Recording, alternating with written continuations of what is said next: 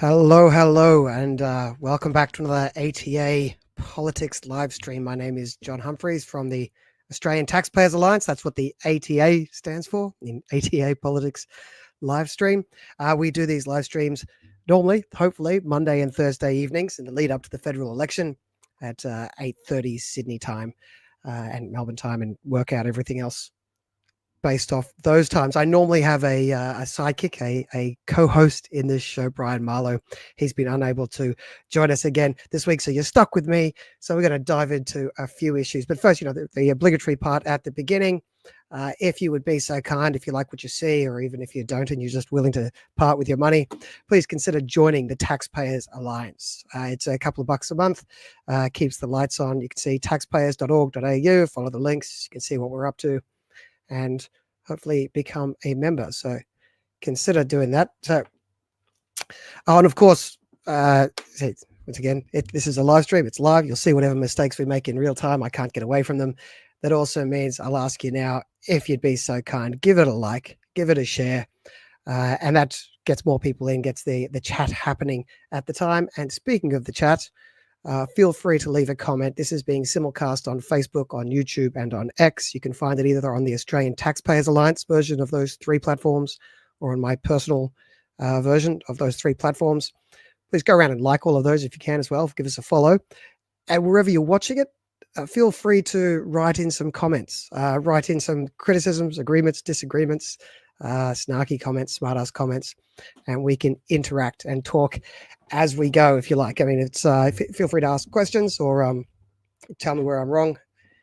And sometimes there's not a lot of good questions. Sometimes it's quite interactive. So we'll see how we go. If you're sitting at home, grab a drink and join the discussion. And please, again, like and share so we can get the live stream flowing. So I'll keep an eye on those comments when they come in. But in the meantime, I said this is every Monday and Thursday. The astute amongst you, including a few who reached out, noted that last Thursday we were missing. True, guilty. So this is supposed to be episode 5. It's episode 4. We missed last Thursday. There is something of a reason there. I'm based near Brisbane. I was at the time expecting a cyclone to be showing up.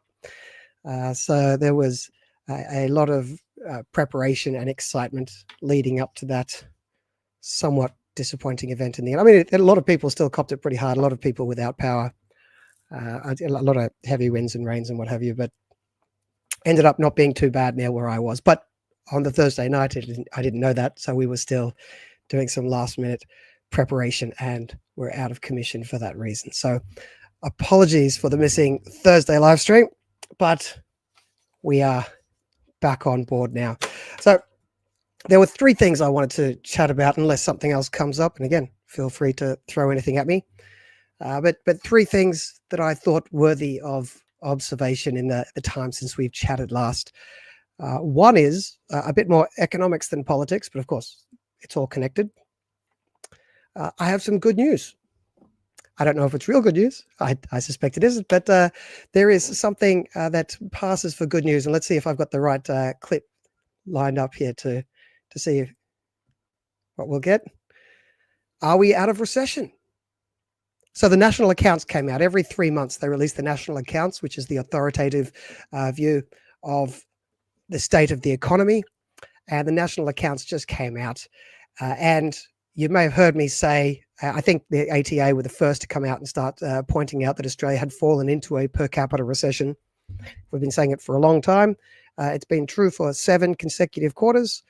It looks like we may be out of a per capita recession, or at least according to the latest national accounts. The December quarter last year, there was booming growth of, that is sarcasm, by the way. Maybe I should have put sarcasm in this X post.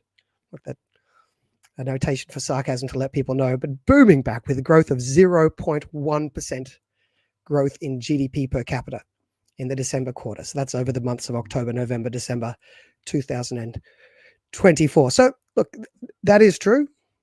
So far, I mean, they revise these sometimes, so we'll have to wait a quarter or 2 before we get the the fully revised outcomes. But as it looks like Australia's longest ever per capita recession on record may have come to an end. So, alhamdulillah, I think that's how they say it in Arabic. Thank God for small mercies. Now, that's the good news, or at least good news on paper. It is worth scratching the surface. Those who've been listening to me rant about Australia's per capita recession and about how living standards have been going backwards for the better part of 2 years, you may have noticed, especially on all my X posts and the social media posts, immediately after saying that, the next line, the next paragraph or the next post nearly always says, more important than that, more important than this GDP per capita is this productivity number. Right. So GDP per capita, meaning per person, obviously is a very important metric. It shows how much stuff there is per person in the country. Far more important than the total GDP numbers, which is a farce, which is a bit of a trick they play on you. I'll just bring it back to my face until I'm ready to read it. But the total GDP numbers aren't relevant if you're talking about well-being. I occasionally run into these midwits on X who want to argue, oh no, but total GDP isn't in recession. True, yeah, total GDP isn't, but total GDP doesn't matter, right? I mean, it does if we're going to war, which, that's the current trajectory of things. Maybe we shouldn't rule out. But if we're talking about the well-being of people in a country, then total GDP isn't the metric that matters. GDP per capita is a much better one because you're saying how much stuff there is per person. And it's the people that matter in the economy, not a statistic, right? So it's the GDP per person. But as I've long argued, and you go back and you track my record, I've always said this, what matters more is the productivity number. And that is the GDP per hour worked. Because you can get more GDP per person by just forcing everyone to work 14-hour days, 7 days a week. Do we really think that's the good life?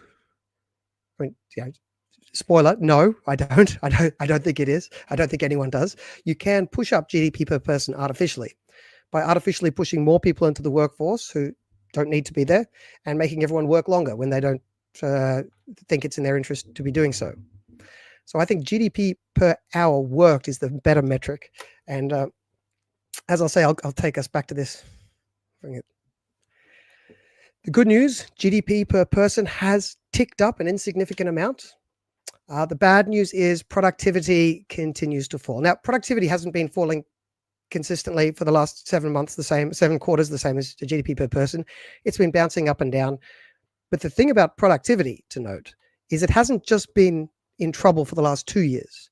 Australia's productivity stats have been in trouble for the past 8 years. Our productivity level, GDP per hour worked, the benefit you get from working, is the same as it was 8 years ago. It is stagnant. We are in a stagnant economy and we have been for a while. So yes, we had a 2-year recession. We might be out of that recession now. That's great. That's not really the point. The point is we've got an 8-year stagnation. And without fixing that underlying productivity issue, then even if we bump up and down above and below recession, we're in this month, we're out that month, without fixing the productivity problem, our economy is destined to just stumble forward in a very unimpressive manner, causing all manner of problems going forward. So, good news, out of a per capita recession. Bad news, productivity continued to fall, which, just interpreting that, what that means is, yes, GDP per person went up, but that's because everybody's working more hours. So if your, say, income went up 1%, it's because you were working 2% more hours. Which, yes, that's higher income, but you can ask yourself whether that is improving the quality of your life. So digging into this number a little bit more. Is that still coming through properly? Okay. So bad news, productivity continues to fall. I just covered that. And a couple of extra things to look into here. The government sector is growing much faster than average. Now that's been happening for a while as well, where you dig into the numbers, you look at it by expenditure type, as they call it in the national accounts. And you see government spending continues to go up quite nicely if you think it's a nice thing. Government investment is going up quite strongly. Private consumption is roughly stagnant. It went up by 0.4, but population went up by 0.5. So, call that a rounding error. Basically, consumption per person is still stagnant. maybe slightly negative. So maybe it's still maybe we're still in a private sector recession, but that's very hard to disentangle. So I'll be careful how I word that. And private investment, which is a good leading indicator of where we're going to in the future. Private investment is down 0.4% in total numbers. So per person, per capita, this would be like minus 0.9, and total physical capital investment down 0.3%. So this is a worrying part. If you break up the national accounts, small uptick in GDP per person, downtick in productivity, downtick in private investment, stagnation in private consumption. The government sector is growing. That's how we've managed to sneak in a higher number in GDP per capita. And then also, just for interest's sake, there you break it up by states. WA and NT are growing faster than average. Queensland, South Australia, and the ACT, their numbers are still show a shrinking economy. So depending where you live, you may be feeling this quite differently. So look, I don't want to be too Cassandra about this, too just negative, because, it's my job to show up here and be negative. It is a good thing that GDP per person is back with a plus sign in front of it. It's a good thing that the per capita recession ends. But as I've long said, without fixing productivity, it's going to be a bit of a Pyrrhic victory. So these numbers ring a little bit hollow. It's, as I've written here, it doesn't inspire confidence. Without fixing productivity, and a part of that is going to be without fixing that private investment, which continues to go down. How sustainable is this growth? We will see. We will see over the coming quarters. This is going to be the last official data dump before the federal election. So the federal government will be quite happy with these results. Although, as I mentioned here in this last paragraph, it is kind of amusing. So we're finally out of recession, and the government can't even take credit because, firstly, they didn't cause it, but secondly, they've never admitted we're in a recession. Right? They're always doing this midwit claim that it's total GDP that matters, and the media just seems to echo it for some reason, unbeknownst to me. So because they've always denied they're in a recession, they can't even claim they've got us out of a recession. So, but they will still be happy to see the higher number, and we won't really know how sustainable it is until after the election. But that is the I was going to say good news, bad news. What do you call? What's halfway between that? That is just the news. That is the news. That is the good and bad news of the national accounts. That's what happens when 86% of new jobs are in government. Yeah. So it's like, I don't know the exact numbers of whether the jobs are shown up in government or in the non-traded or the non-market sectors. I haven't dived into that yet, but yes, this suggests that what growth we have is not in the private sector at the moment. It's not showing up in private investment. It's not showing up in greater productivity. And it doesn't seem to be showing up in terms of just consumption in the households either. It seems that the government is benefiting from an inordinate amount of bracket creep. And then they are using that extra tax revenue that they're slugging us to hand out a bunch of money and counting that in the GDP. Look, one thing to note on the government's counting of government consumption and investment in the GDP numbers. In the private sector, generally speaking, you have to make a return to be able to stay in business. You'd be surprised to hear. And when you're privately consuming, we assume people roughly know what they want, and they'll only keep buying it if they are getting what they want. In the private sector, there's no way to actually know if you're getting value for money other than asserting it. So that is one of the little asterisks to put in all GDP data. Every time you're counting government spending, you're counting it just assuming that it's good. There's kind of no other assumption you can make. So I'm not really riffing on the statisticians when they do this, but it's just worthwhile knowing that as a caveat over the GDP numbers, that the effectiveness of the GDP comes down to what you're buying. And with government spending, as I say, how would you put it, sort of understated or subtlety, you're not always guaranteed that they're spending it in a way that maximizes the benefit for the people. But yeah, so what little growth we have seems to be coming from the government funneling that money out, which isn't pretty. Tim, to your question, I don't know. Send me a link. I will look into the Atlanta Fed numbers. I must admit ignorance live on air now with hundreds of people watching. So thanks, Tim. Throw me under the bus. No, send it to me privately. I'll have a look. Or you could send it through here, by the way, for the other people watching along at home if they want to be able to see what you're talking about. Maybe chuck in a link or an explanation, and other people can find out before and make me look even dumber live on air, you bastard. Look, I was going to do this in a different order, but this conversation has naturally taken me to another topic I wanted to cover. Oh, I should finish this one off first. Well, that's what I was saying anyway. Will falling productivity and private investment in that situation, can this growth extravaganza, again, sarcasm, last? We won't know before the election. I mean, we'll know eventually. But, so that is the econ introduction, the big piece of economic news since the last week. But as I was explaining that, the government spending going up and up, I touched on the fact that the reason they're able to get away with some of that is that the government has been able to massively increase tax over the last couple of years. And you may have noticed they have never gone to the people and said, look, we have a plan to increase tax. You may have noticed that there was no legislation being passed saying that the government plans on increasing tax. Neither of those things happened. Instead, what have I done here?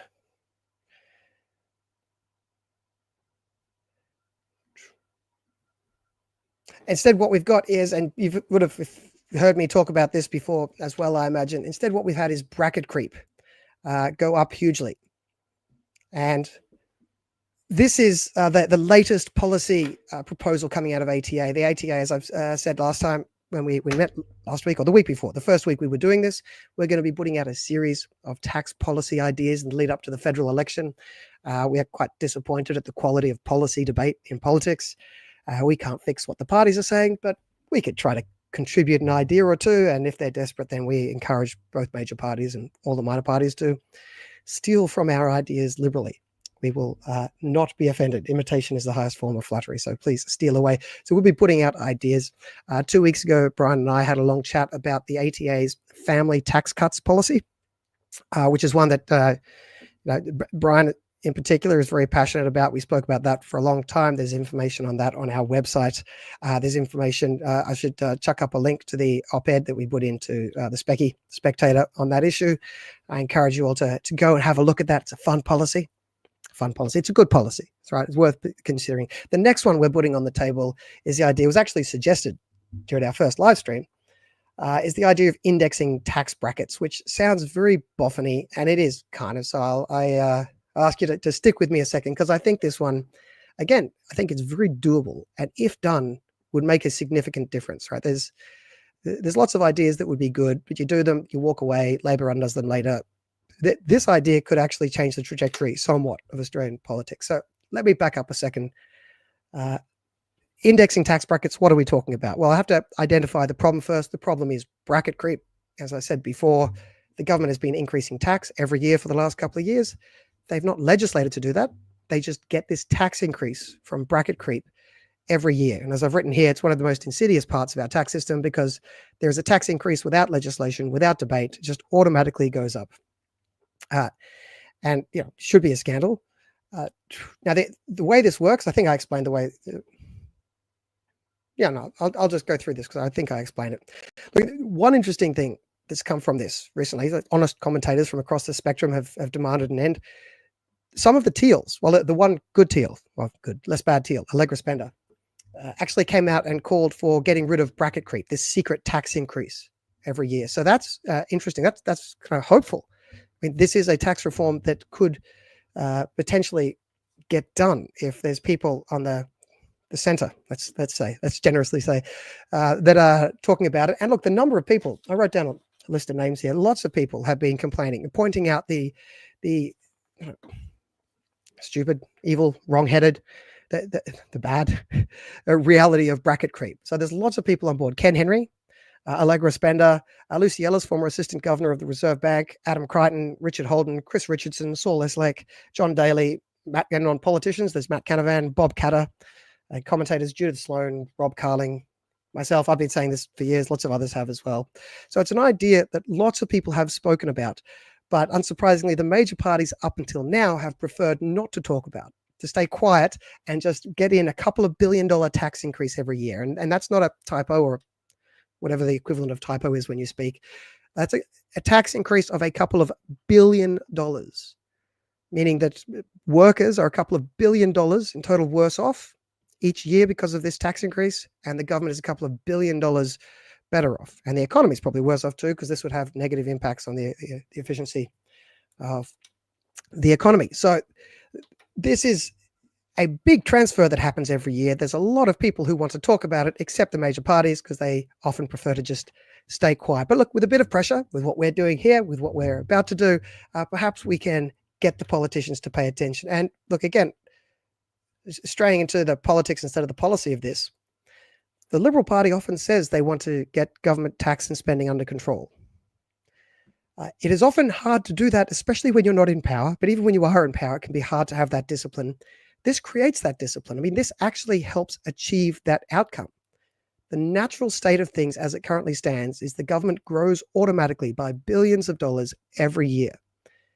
If they are genuine about stopping that automatic runaway growth in the size of government, what we're talking about here is stop the bracket creep. Introduce a policy to stop this automatic growth in government. That doesn't just hold the Liberal Party to account. It also holds future Labor parties. I mean, once this policy is introduced, it just stops the automatic growth. A future Labor government, instead of just automatically being able to increase the size of government every year through bracket creep, they would have to actually argue for it.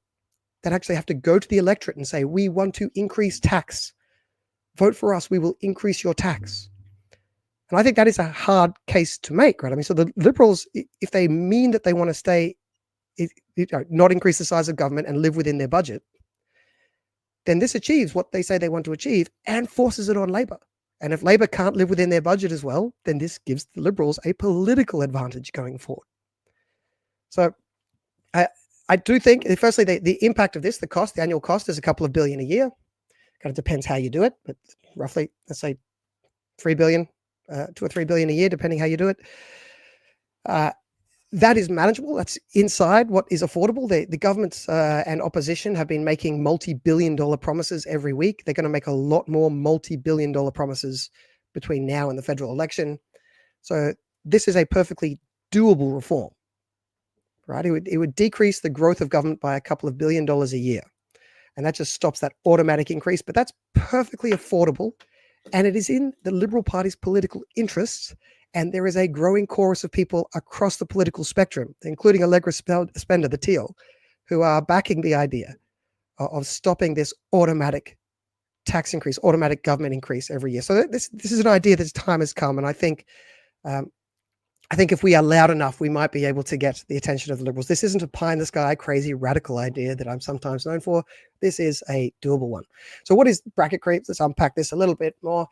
This is when higher wages push you into higher tax brackets. So the Australian system has a progressive tax system. The more you earn, the higher your marginal tax rate. So if you earn very little, you pay very little. You earn $40,000, then each dollar you earn, you're paying 16 cents on the dollar. You're 16%. When you earn above 45,000, for every dollar you earn, you're paying 30 cents in the dollar. So 30%, and et cetera, up to, so that's plus Medicare levy. So that should be actually 18 and 32, what I said there. And then the top rate, 47%, 45 plus the Medicare levy.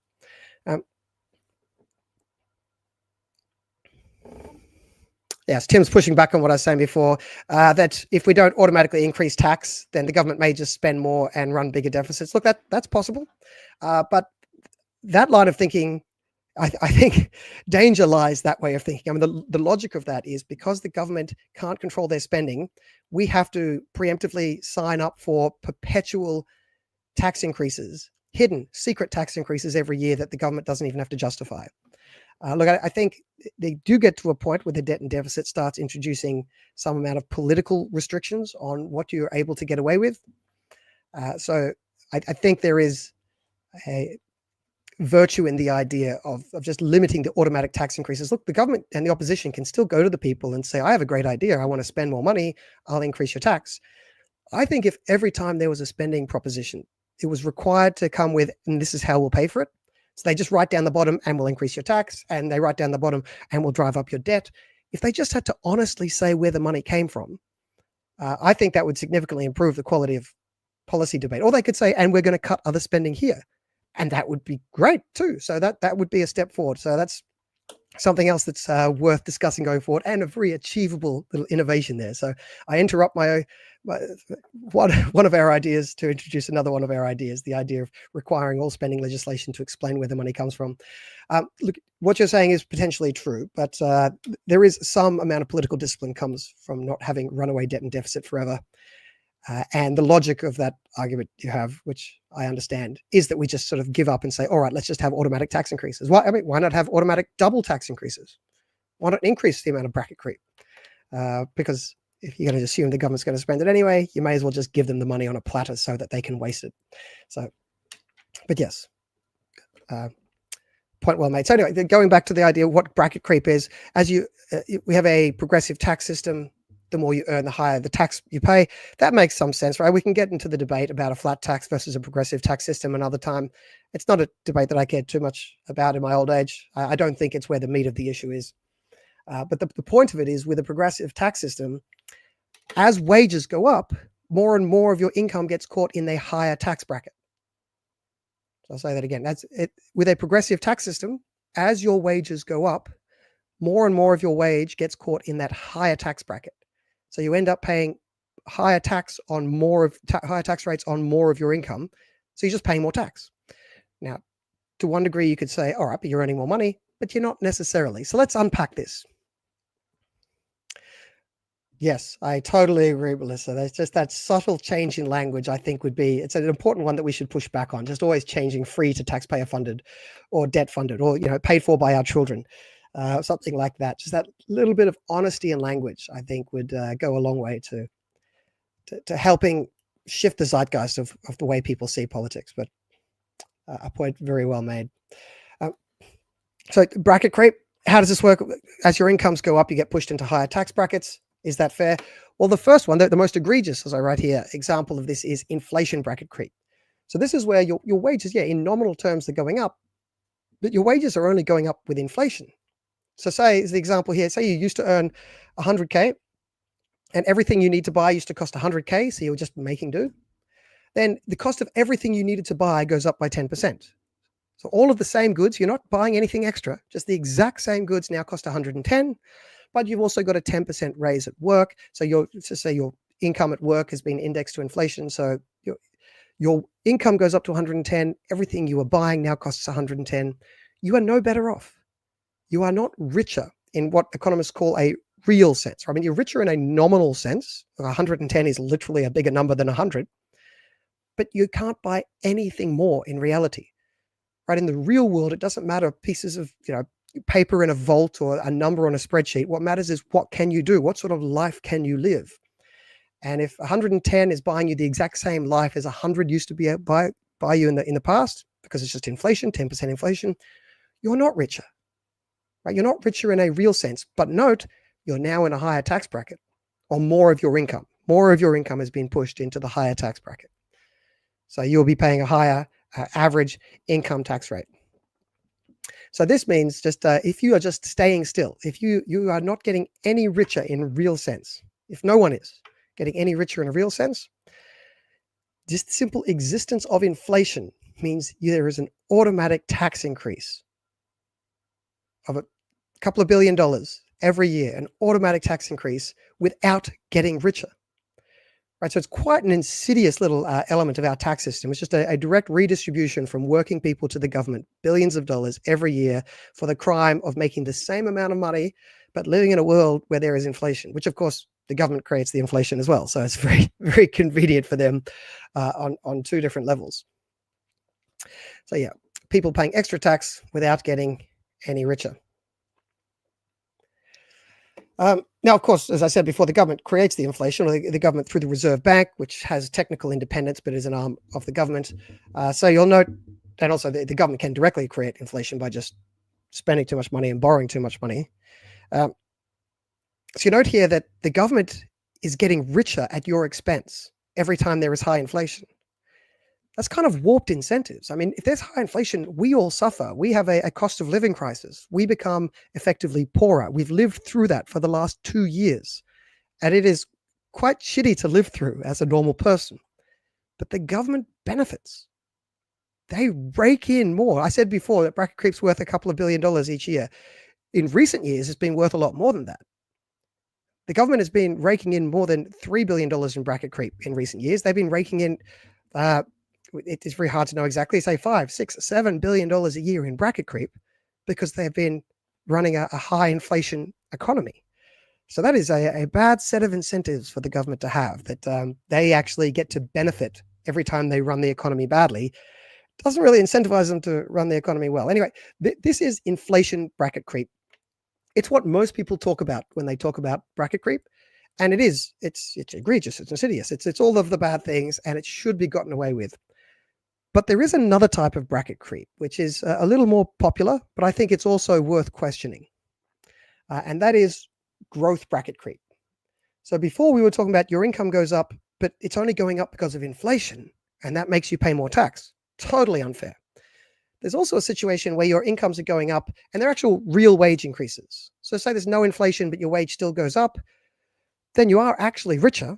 It pushes you into higher tax brackets. But, you can say, well, I am richer, so maybe that makes some sense.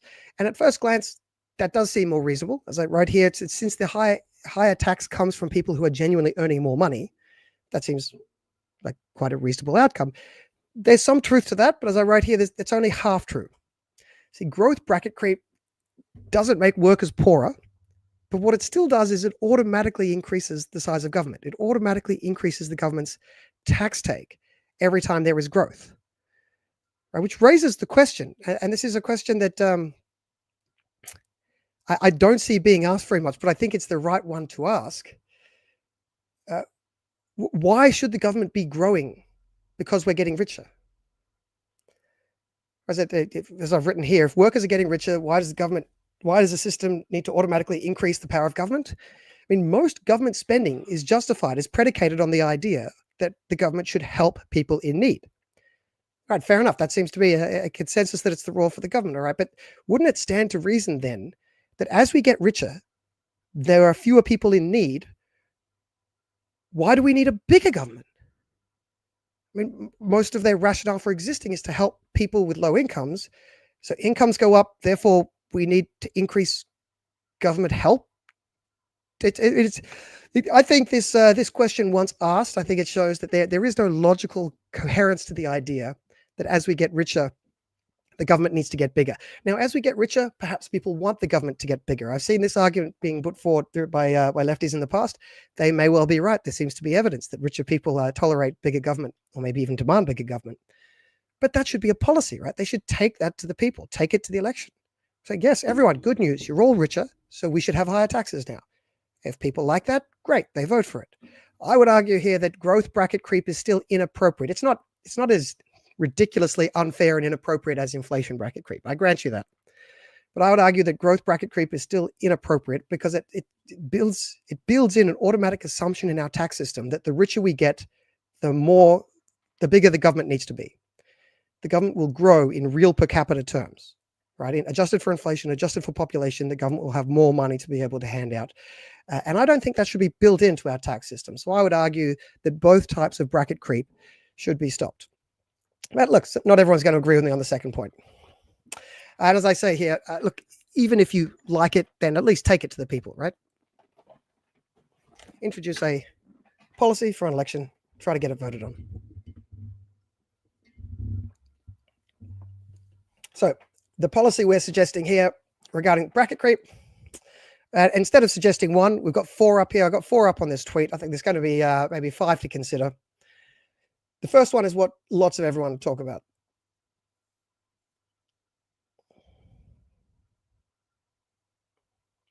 Sorry, just got distracted with some comments. The first one here is what lots of people talk about. Index the tax brackets to inflation, which is where this whole conversation started, the indexation of tax brackets. So the reason you're paying more as your wages go up is more of your income is getting caught in the higher tax bracket. Well, if the cutoffs for those tax brackets moved along with your income, or at least moved along with inflation, then you wouldn't have inflation pushing you into higher tax brackets. So the most obvious direct thing, and this first one just purely fixes the inflation bracket creep, does nothing with growth bracket creep, it allows that to happen. But you say, look, if inflation goes up 5% and you have a tax bracket that's say $100,000 as a tax bracket, If inflation goes up 5, then that tax bracket goes up to 105. I'm just keeping the math simple because speaking maths is a terrible way to express ideas. So I'm going to simplify the ideas to the most round numbers that we can tolerate. But you get the idea, hopefully. So you index that where that tax, that each bracket, the cutoff point for each tax rate. And instead of it staying the same every year and just allowing more and more of your income to go over that tax bracket into the higher tax category, you push up where that tax category kicks in. So it's hard. It's not, your income doesn't all get pushed over that tax bracket. Removes inflation bracket creep, keeps growth bracket creep. The second idea here, this is an idea that's been thrown around by a few of the mainstream economists, saying, look, indexing to inflation means you're indexing to a different number each year because inflation is different each year. So that you could, to simplify it, index tax brackets to 2.5%, which is the midpoint of the Reserve Bank's current inflation target. They target 2 to 3%, so 2.5%.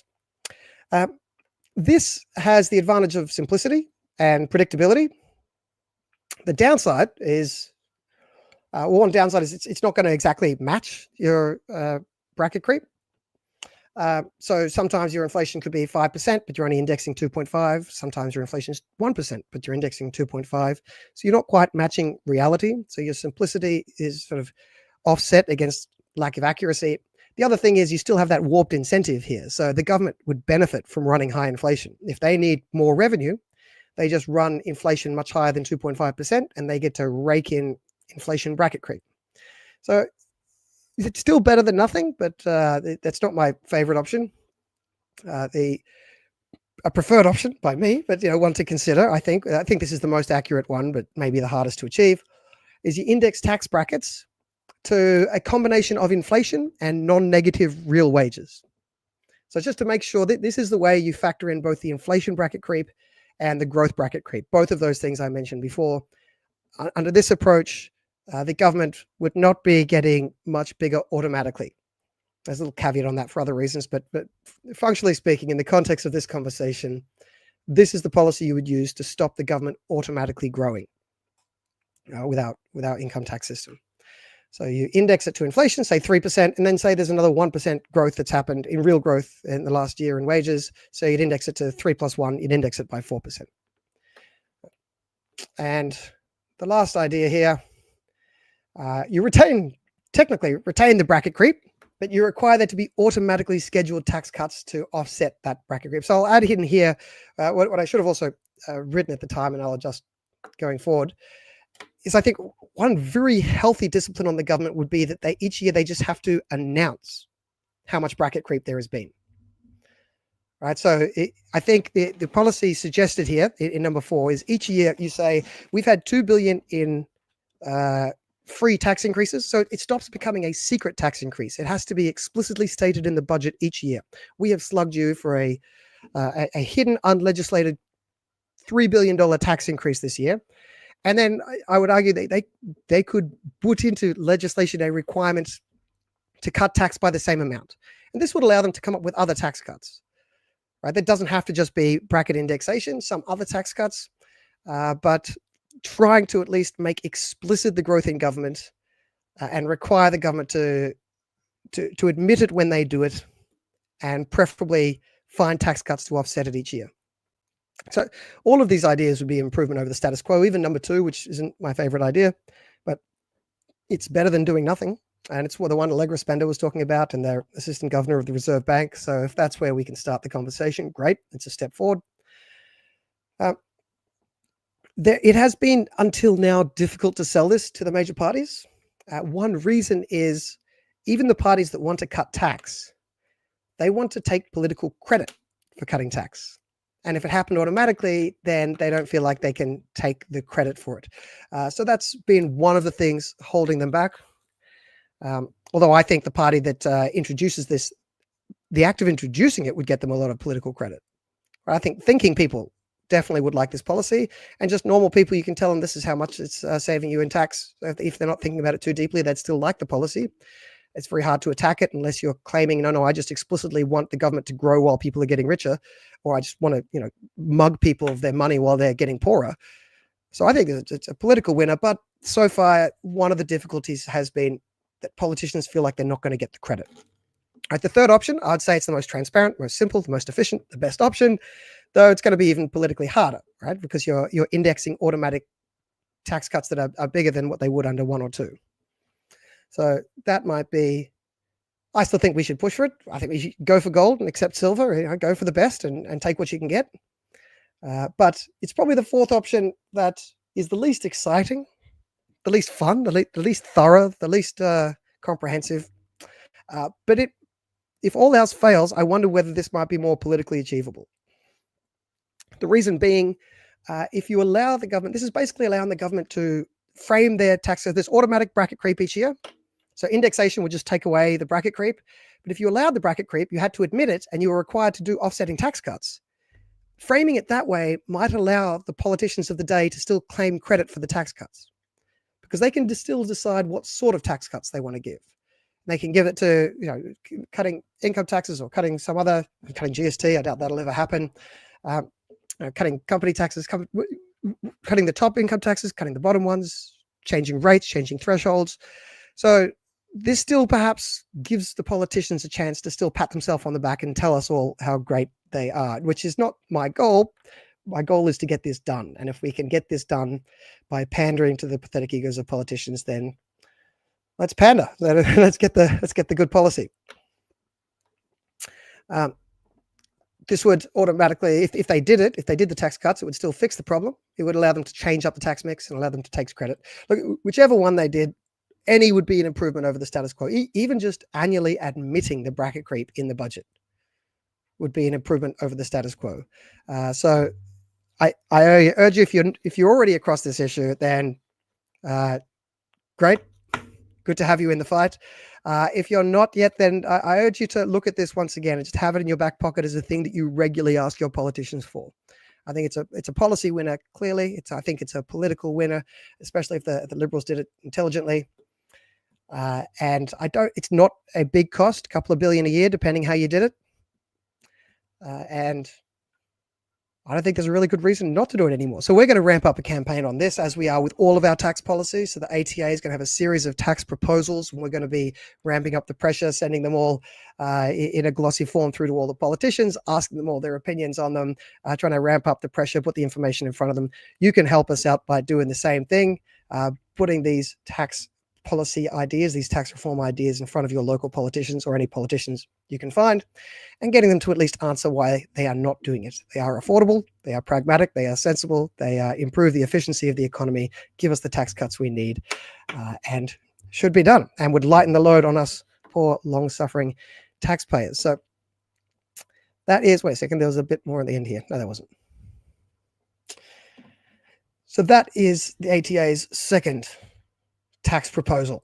You saw our first one a couple of weeks ago, family tax cuts. This one is income tax indexation, or at least stopping the bracket creep, stop the automatic tax increases. We're going to have more over the coming days and weeks and months, because we have pretty much 2 months before the federal election, and we got to get a bunch more tax ideas out under the noses of those major party politicians between now and then. Now, there's one other thing I wanted to talk about briefly, but let me just check the messages that have come in here. First, I should just pre-read them to make sure they're not too crazy. Well, this is a good idea. How do we communicate this to normies? Well, firstly, the issue with talking about normies is it always sounds so condescending, and it kind of is. Like, most people have the capacity to understand this. The issue is trying to incentivize them to want to understand it. So maybe I've explained it badly here. I don't know. I hope not. If I have, I can try to explain it several different times, in several different ways, as can you. The issue is getting people to want to hear, want to talk about an issue that otherwise might turn them to sleep. So yeah, look, a snazzy little graphic, that could be a go. I mean, I can't animate for shit, but we could hopefully pay someone to do that for us. Look, that could be part of the projects going forward, as the way we're going to try and get these policy ideas under the noses of people. We might have to raise a bit of money for that. So if I'm in, that's a really good opportunity for me to plug. Go to ATA, taxpayers.org.au, become a member. I mean, you give us as much money as you like, but the lowest membership level, it's a couple of dollars a month, keeps us ticking over, helps us to do these sort of things. But that is a pretty good idea, animations. How do you animate tax in a way to make it interesting? Anyway, that's the job for the animation people, I think. It is a tough question. All right, I believe you. I don't normally watch Friendly Jordies. Not that I have anything against the man. I just don't really know the man. Here's an idea, following up from what Bifo was saying. They were great cartoons, I got to say. The people behind those were. Can we vote for the people behind those cartoons for politics? Because those politics seem to be better than even the normal way it's explained or done by One Nation. You know, God bless them. I've got a lot of time for Malcolm Roberts, and One Nation is probably more right than wrong. But the animators, the people who put together their cartoons, they really seem to know what they're doing. Thank you, Bifo. Yeah. This isn't a short video. I guess people who don't care aren't going to listen to a 45-minute or an hour by the time I'm finished live stream. No, I think that's a good idea. If you know anyone, I guess we could ask the same people that did Pauline's ones. I suspect they're not cheap. But no, it's a good idea. We should look into, or even better, doesn't all have to be us. Everyone listening at home, we're just a couple of eager people with strong opinions who are trying to change the world, but we're not the only ones. Anyone can do this in their own way. So if anyone decides to actually put it together, send it to us. We will promote the hell out of it. Or if we get the spare money and time, we will try to do the same. But this is another point excellently made, Melissa. This is one of my bugbears, that everything is a bloody investment these days. They've worked out that people like the word investment. I mean, investment is linked to productivity. So politicians have worked out that investment has good vibes, productivity has good vibes. So they use these words and say, we need productivity reform by investing in, and then they just say what they wanted to do anyway. By investing in childcare subsidies, by investing in drought relief, by investing in climate change, by investing in the border security in the Ukraine, whatever it is, and you might like some of those things, and great, fine, to each their own. They're not really investments, though.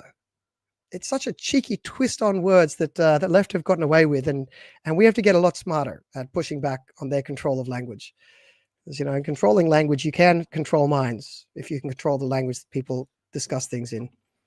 And if we let them call everything an investment, then we're letting them imply that everything they want to do is just good axiomatically by the language you use. And that is certainly not true. So wait, which is the last one I've got up here? There we go.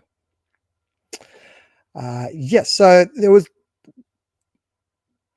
that's two of the three things I wanted to cover today. One was the good news about the recession being over, you know, touch wood, maybe. And the second one was the second policy idea coming out of the ATA, second tax policy proposal in a series we're going to be doing over the coming weeks and months. And this one is getting rid of the automatic tax increase. That's the way I like to frame it. So maybe that can help.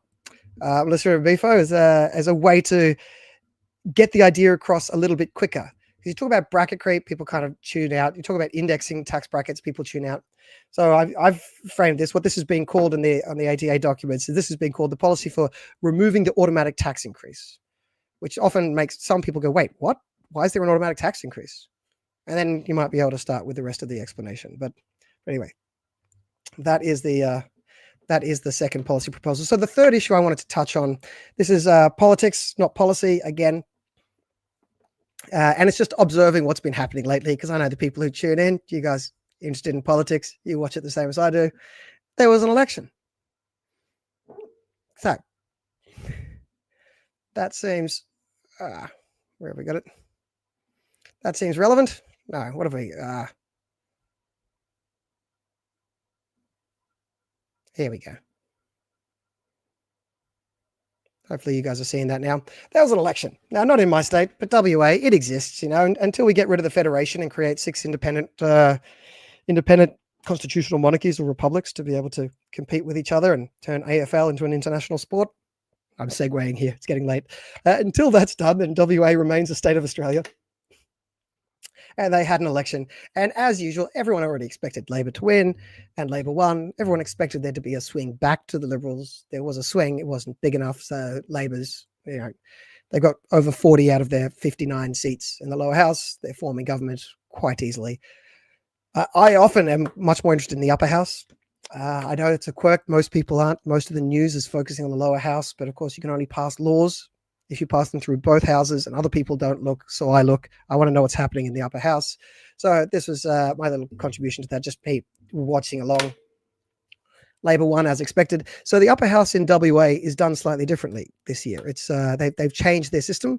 They're electing 37 people, but they elect them all at once using proportional representation, which is I think a fairly good way of doing it if you want to make sure that that parliamentary house represents the will of the people.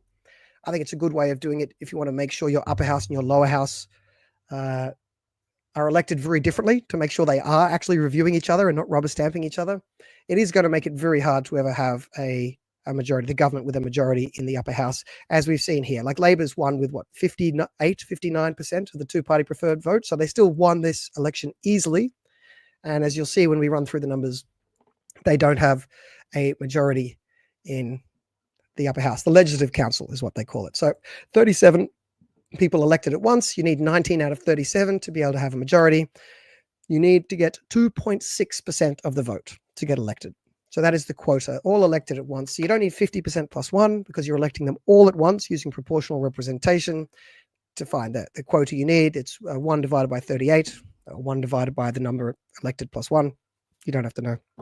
But it's 2.6%. So if you get 2.6, you get one person elected, 5.2, 2 people elected, whatever, going up in 2.6s. What's that? 7.8, 3 people elected, etc., etc., etc., all the way up. And these are the results so far. 37 in the running. Looks like Labor will get 16. Could be 15, but it looks like 16. Looks like the Liberals will get 11. So the Coalition will get 13, because as you'll see, 2 down, the Nationals are on 2. And yes, before all the WA nicks write in saying they're not in coalition, yes, they're in alliance. So let's go. Realistically, if they're going to form government, it's going to be through cooperating. So there's 13 in that Liberal National amalgam of something. And there's 4 for the Greens. Then 1 for One Nation, 1 for cannabis, and 1 for the Christians. So the Christians are breaking into an Australian parliament for the first time. And you might say, oh no, but the DLP, Democratic Labour Party, associated with the Catholics, they've been in parliament before. Family First has been in parliament before. New South Wales would well know that Fred Niles' Christian Democrats have been in parliament there for a long time. They're no longer there, but they were for a long time. This is a different party, right? This is the Australian Christians. They've been around for a while. They've been very active in WA. They haven't been able to get into parliament until now. It looks like this is their breakthrough election.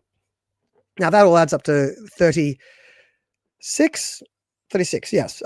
So there is 1 spot up for grabs. You need 2.6, as I said, and there's a race for the last spot. And this is how that race currently stands. So very interesting for the people who follow minor party politics here. The person currently winning that race is an independent. It's Sophia Morland, I believe is the pronunciation. Sorry, Sophia, if I've got your name wrong.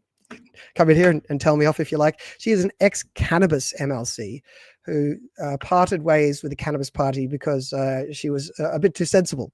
And she seems, all things, I mean, I'm not following it on the ground, so I don't want to give too strong of an endorsement, but she seems relatively reasonable for an independent, better than most independents. So it's that she's in the running here. That's not too bad of a thing.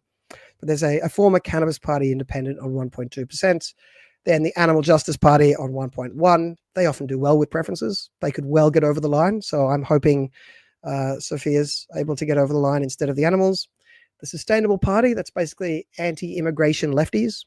They get 1%. The old DLP has changed their name to Stop Pedophiles, Protect Kiddies, which I find such a cringe name for a party. But anyway, that's what they're called. So that's what they're called. 0.9%. One Nation second person on 0.8. The Shooters on 0.7. And the Libertarians on 0.6. They're the ones remaining in the race for the last spot. I think it's very likely it's just the race between the top 2. It's the Sophia Morland versus the Animal Justice Party, and the others where their preferences go. So animals often do well with preferences, but there aren't many Labor and Green preferences to hand out, and there's not that many lefty groups below, as you can see there. So normally I'd be a bit worried with the animals being that close to striking distance for that last spot. The animals are just angry vegan greenies. So as a general rule, some of them can be very nice people, but it's just it's a second Greens party. They're not all angry. Some of them are very nice vegans, but they're still greenies. So it is the Greens auxiliary party. So I've got no great hope for them looking forward. So I was kind of hoping for the independents to get this spot. And if the preferences flow there, stop pedos. I'm just going to call them DLP, but you know who I mean there, because that is the old DLP, Democratic Labour Party. They changed their name to this abomination. But they, One Nation, shooters, libertarians, their preferences probably won't go to the animals. If anything, probably to the independents. Sustainable probably would also go to the independents. So normally, if history is a guide, the animals are often able to overtake other parties with preferences. But that's because there's normally some minor left, Green, and Labour preferences to use. In this instance, there are far fewer of those lefty preferences. So touch wood. And we've still got a lot of votes to count, right? So we'll see. None of this is locked in. The earlier ones are pretty close. This race is far too close to call. So we just don't know. Now, one thing to note, regardless of that final seat, it's fun to watch for us politics watchers and people who watch minor parties. But it's not going to change the balance. The balance is, as we said before, you need 19. Labour can't get to 19 any which way. They're not picking up 3 extra seats. So they're going to need someone to help them. No one else can really help. Like, I guess a combination of One Nation, cannabis, and Christians, that seems extremely unlikely. The most obvious group with balance of power here are the Greens. So you're going to have 4 Greens. That's enough to pass legislation. So 2 Nationals, that's not enough. 2 minor right, One Nation plus Christians, that's not enough. If Sophia gets in, Sophia Morland, the independent, then 2 cannabis-aligned people, that's great, but that's not enough. The only party with enough to help Labour pass laws is the Greens. And 16 plus 4, obviously 20, that passes legislation. So the Greens will have balance of power. So the situation we've got in WA, regardless of that last seat, is Labour easily holds the lower house. They've lost control of the upper house. And the Greens have balance of power. The Greens will decide what is going to be happening in WA. So some people have been lamenting, how could people keep voting for Labour? The bigger news in this is, yes, Labour won easily, but they can no longer do what they want. They will have to go and ask permission from the Greens. So it might have been better off if Labour had a bigger win and picked up 3 extra seats.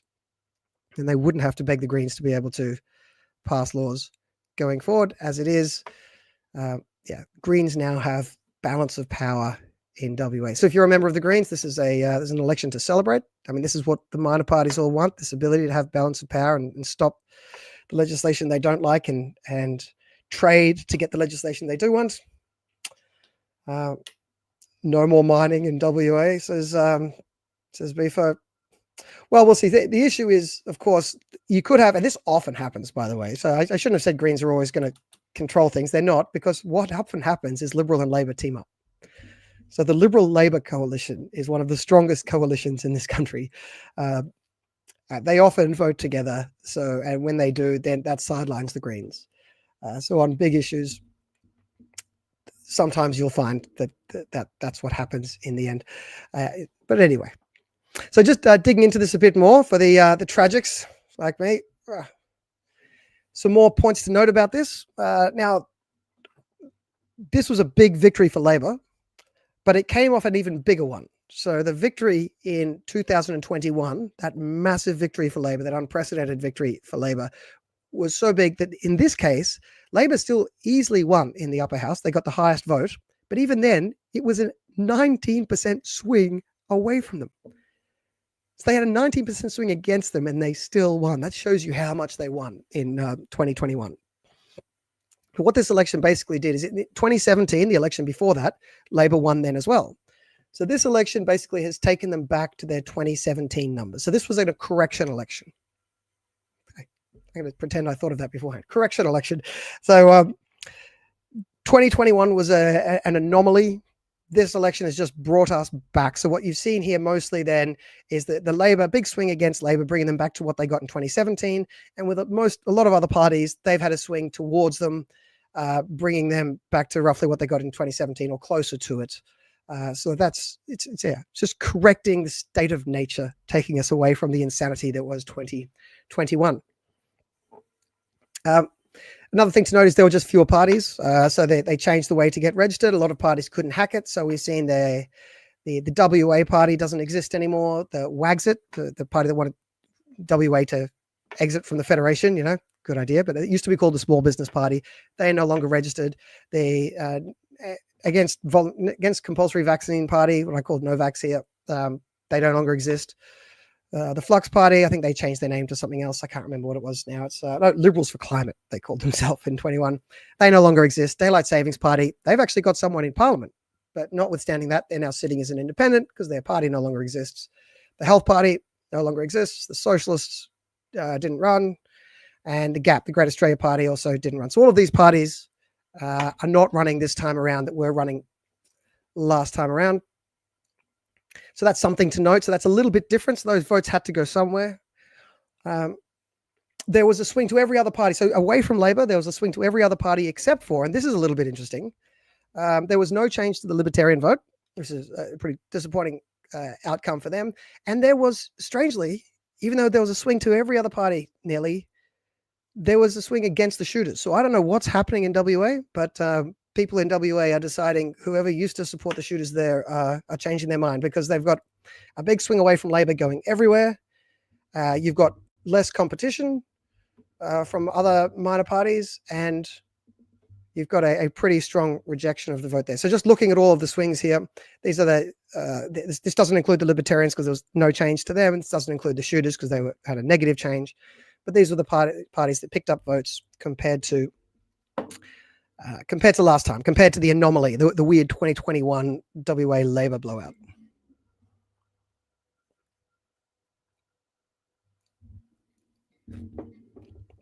So a bunch of it went back to the Liberals. That took the Liberals' vote very much back to normal. Greens did well. The Nats picked up some. One Nation picked up some. And you say it got sprinkled around, right? Which makes sense, right? It's coming back from Labor, has to go somewhere. Fewer minor parties, it gets sprinkled around. Everyone gets a bump. Well, not everyone, but most parties got a bump. That looks good. I mean, each one of these parties could go home and say, look what I did. So cannabis, yeah, I increased my vote. Sustainable could gloat. The animals could gloat. I'm not sure if they should gloat with these results because this, as I said before, is just a correction election, bringing you back, taking away the anomaly of 2021, bringing you back to more normal results. So let's compare them to 2017. So the last normal election, and look at the swing there, and you'll see it's quite a different story here. This shows the Liberals, instead of saying, oh, they lost 13, they lost 10, they got back 11, we say the Liberals went up by 1%. Right? And I think that's roughly accurate. So Labor's vote roughly held constant from 2017 to now. The Liberals' vote roughly held constant, up 1% from 27 to now. 27. We haven't got to 2027 yet. From 2017 to now. I see the Greens vote was trending up over the last 8 years. So that's interesting. The Nationals vote was trending up over the last 8 years. That may just be because they ran statewide now, so the different voting system might explain some of the Nationals change. The One Nation vote, while it looked like a nice increase here, you can say, oh, look, we got an extra 2%. Compared to the last normal election, One Nation went down quite a bit. Now, this is explained a bit, but One Nation was quite popular in 2017. They were at a high point. And so coming down from that is going to significantly change your vote, but this is like a halving of the vote. Now, the Christians still did okay. They still picked up 0.7 compared to 2 elections ago. It's worth noting Family First is not running this time. So it looks like the Australian Christians have consolidated the Christian vote of themselves plus Family First. So that's good for them. No change in animals. They shouldn't gloat. Shooters down a whopping 1.7%. So there's something in the air there. Something's changing. And the Libertarians down 1.1%. So one thing to note straight away from this is for the Nats, Greens, Liberals, Christians, animals, not too much has actually happened over 8 years, but the minor right vote has fallen quite significantly. Right, the fall in the minor right vote is the most significant thing you can see from this. Right, and the drop in One Nation vote's the largest, but the shooters and Libertarians, I say formerly Liberal Democrats, also went backwards. Christians grew their vote, but that'll be partly explained by the fact that Family First is no longer running. So that is an interesting takeaway from this, is the Greens have balance of power, as I said earlier, yuck. But the minor right now, not just compared to the last election, which was an anomaly, which was a weird election, but the minor right compared to 8 years ago, seems to not be picking up popularity in WA and losing popularity in Leeds. Look at that, minus 4.7, minus 1.7, minus 1.1. None of those parties can be particularly happy with that outcome. So, I mean, the Shooters and Libertarians have previously had members of the WA upper house. Neither will on these numbers. One Nation will be back in there, so they'll have one person.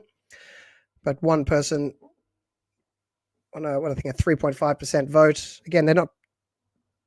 It's not something to be overly excited by with these numbers on the minor right. Even if you merged all the minor right, they would only win. They might win 3 if you merge them all instead of 2. But it's still, yeah, and that's something that's worth exploring. I mean, if you're watching along here and you're a person that's paid attention to, or had interest in the minor right previously, it's worth trying to understand. It doesn't seem to be just one bad candidate somewhere. It seems to be a bit of a trend going on across the minor right. And it's probably worthwhile trying to unpack why that is. I have no good theory for you right now. I'm not coming to you with this information and saying this is very convenient information and here's my theory that I've pre-packaged. It's a conversation starter, certainly not a conversation ender. But that was my observations of the WA election. So that brings that somewhat depressing topic to an end. The lockdown. Yeah, I think lots of people in WA were just in love with the Labor Party at the time. I mean, their vote, the two-party preferred vote, their primary vote was just insane. That election, it was an anomalous election, so it's not very good to use swings or use that as a benchmark. So, Labor just hovered up 70% of the vote, 60% of the primary, and like more than 70% of the two-party preferred. So there just wasn't much vote for anyone. So everyone had a swing against them, and I think those parties probably all tried to explain it by looking at some sort of what did we do wrong, what did we do right. I'm sure they all did lots of things wrong and right, but the point is when Labor takes that much of the primary vote, there's simply not enough vote to go around. So of course everyone's going to cop a swing against you in 2021.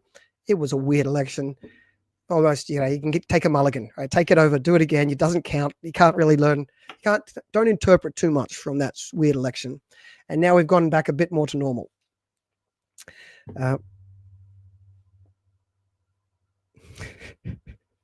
Yes, read the rest of the comment. Yeah, well, maybe that's true. Or maybe the other thing to look into here, I don't follow the nuances of the WA Labor Party well enough, but I have noticed some of the state Labor governments are far more sensible than what you get from like the UK Labor Party or the American Democrats or the Australian Greens or the left wing of the Federal Labor Party. So South Australian Premier, the New South Wales Premier, both from Labor, seem to be going out of their way to try to tag themselves as centrists. Now, maybe that isn't true. Maybe it's deceptive advertising. My point is that's where they're positioning. And I think it's being accepted as such. I think a lot of people see them as such. And they don't seem to be as crazy as some lefties have been. So I wonder if that's also true in WA.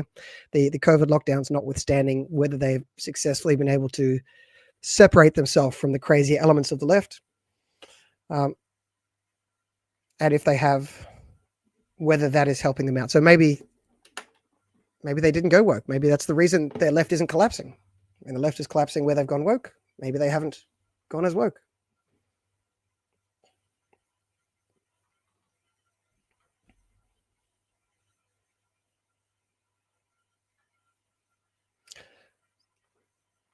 That is interesting. Right, in that case, the independent column might not be Sophia Morland in the running. I was just looking at the numbering that it was given online. I don't know. Can anyone from WA, is anyone able to confirm or deny this? I've got no reason to disbelieve you, Chris64, but you're using a what seems a pseudonym, unless your surname really is 64. So I don't know who you are. I'm sure you're right. Well, I'm not sure you're right. You're probably right. And if you are, that's interesting because that might mean that independent that could take that last spot isn't necessarily going to be Sophia Morland. There were 3 sitting MLCs actually running in that column, running in that independent column.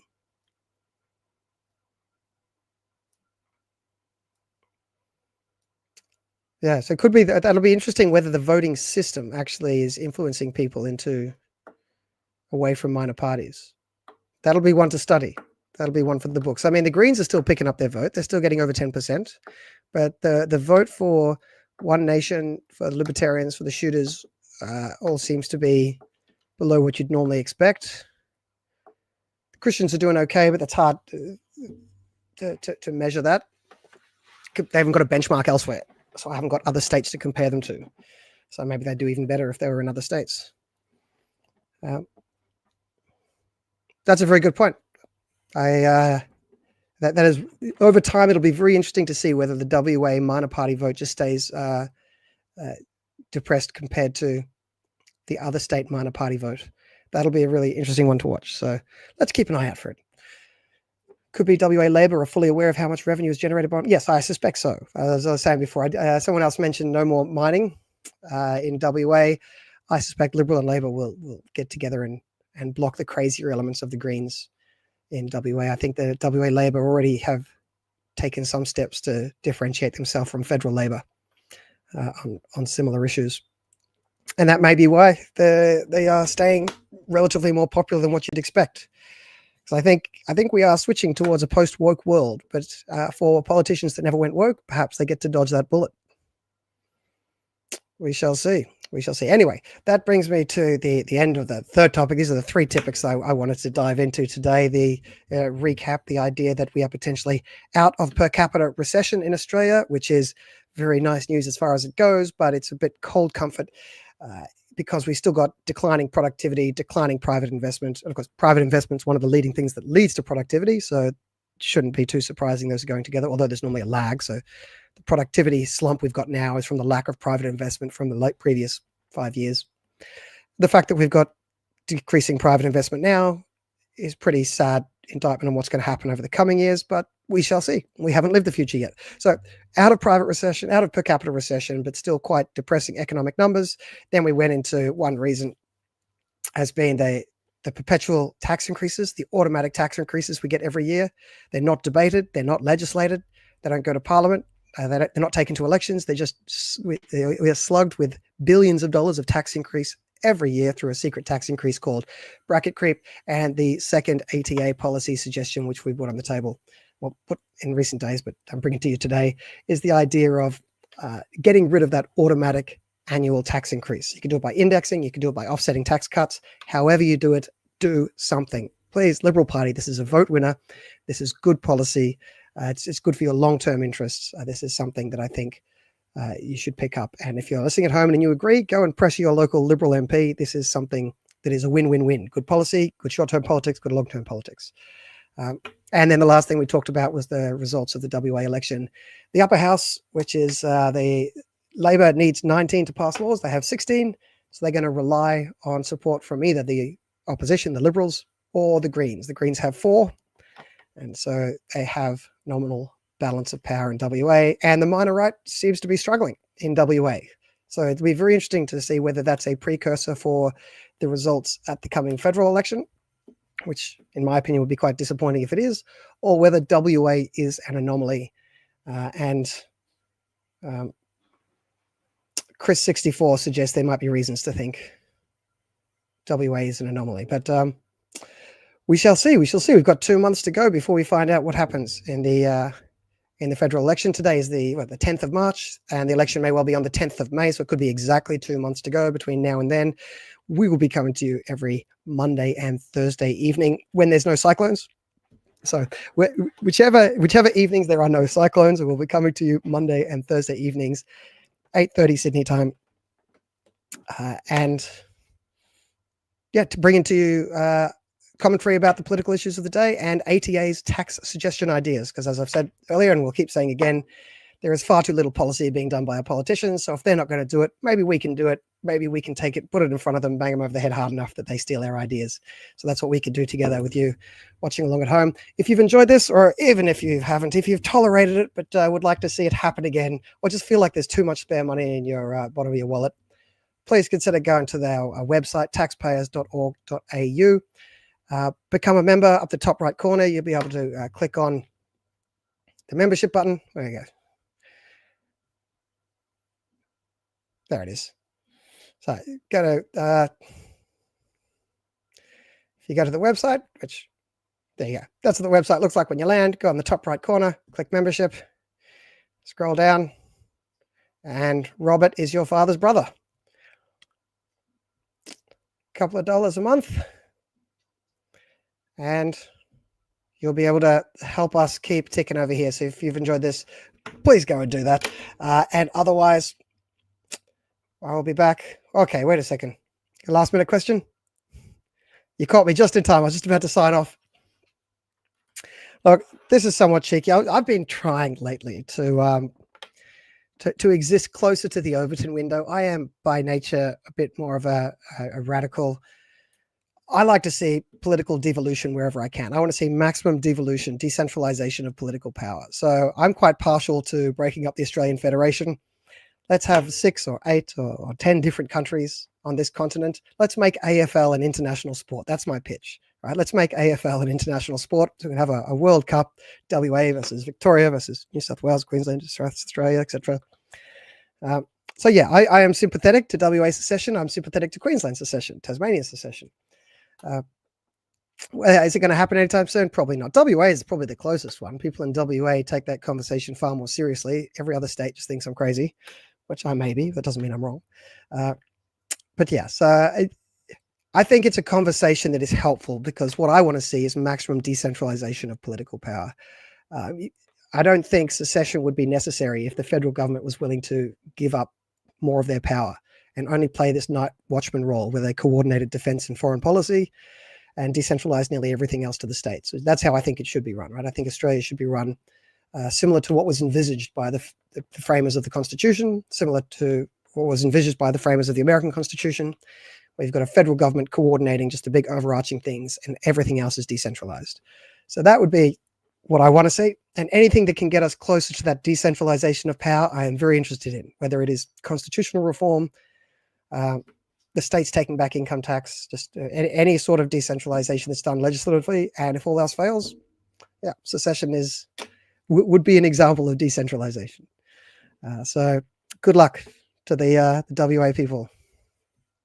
And yeah, thank you, Beaver. So anyway, that's the last question I'll take for now. You can always find me. My email address is easy to find. I'm easy to find on all the social medias. Feel free to hit me up, ask me a question, tell me I'm wrong, or tell me I'm right, and I will see you back here next time. We do these Monday and Thursday, 8:30 Sydney time.